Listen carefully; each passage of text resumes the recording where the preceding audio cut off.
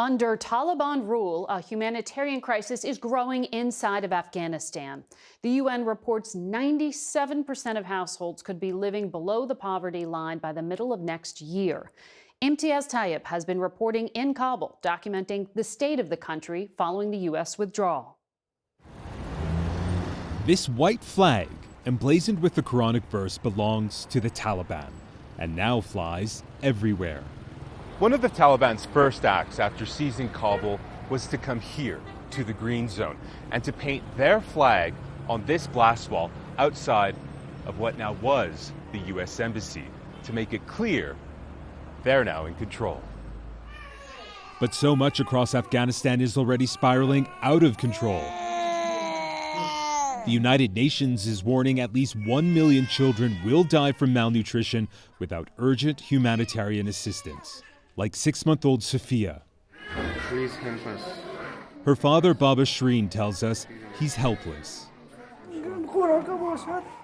She needs treatment, he says. Please help me. I need money. Kabul is a city I know well.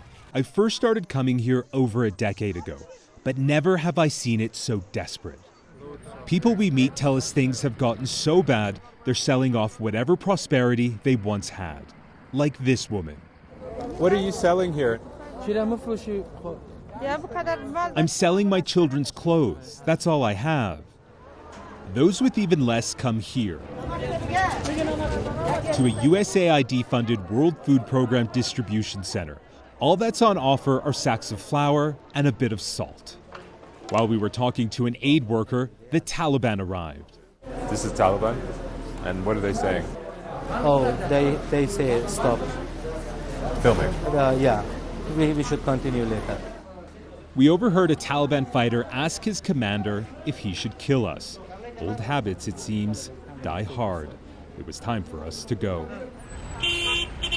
Now that the Taliban are firmly back in power, it's up to the battle-hardened militants to govern and protect the lives of over 30 million people.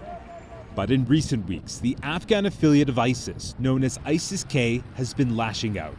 Patrols like this have been stepped up across Kabul, but the Taliban insists that ISIS-K is not a threat. Attacks like this tell a different story. Less than a day after we arrived in Afghanistan, ISIS-K carried out a suicide bombing at a mosque belonging to the Shia minority in the southern city of Kandahar. Despite the threat, the Taliban leadership seems more interested in enforcing repressive edicts against women and girls like when it was last in power, including its recent decree that only girls 11 and under would be allowed to go to school, while girls over the age of 12, millions of them, are now forbidden, like 14-year-old Huda Siddiqui. But so much has changed. Does Afghanistan still feel like home to you? No. No? Why not? It doesn't feel like my home anymore. Zabihullah Mujahid is the Taliban's chief spokesman. When can they go back to school? Is it a matter of weeks, months, years? He says, we are trying to do this, but we can't tell you how long it will take. The Taliban really don't like women at all. They really don't like us. Mehbooba Siraj is an Afghan-American women's rights activist. What do you want to say to those girls who haven't been able to go to school?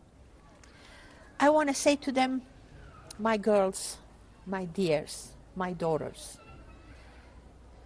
just take a deep breath. Don't lose hope. So hang in there. Inshallah, we are going to fix it. I think you'll see it. But if I don't see it, my girls will see it. The other generation will see it.